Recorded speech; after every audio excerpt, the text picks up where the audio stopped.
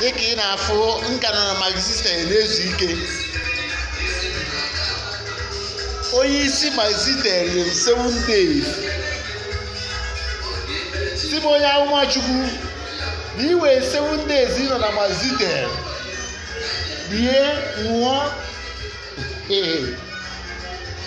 o nwebere ihe a na-enyebere ọmụ. Atago m azụ, tee ejule, rie ụgba, ofe egusi, onugbo. O nwere nke azụ nwa na ọya bụ emesịa ọ na-eme pokopokopokopokopoko. Anọ m ọgbụ na Ọka. Onye isi Magzitel Global Kitchen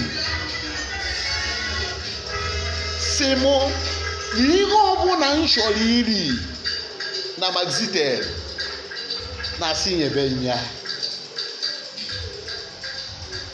Nke kachasị ibe ya bụ na ọ sị na 14th February Valentine Day na mbiko ka a ghara ịchọ m achọ na Magzitel.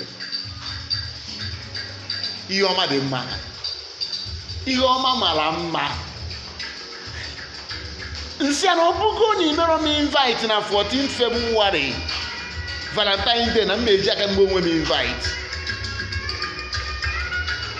As you can see, I'm on my Magzitel. I'm enjoying myself. It's good to enjoy yourself.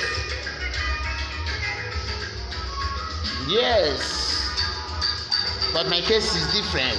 I'm enjoying myself in Christ Jesus. Come to Magzitel Global Kitchen. You can locate us. Ị ga-enweta anyị na Ọkpụnọ, Ọka, Anambra State. Ịbata iso n'ibe gị nwere ebe aṅụrị. Thank you.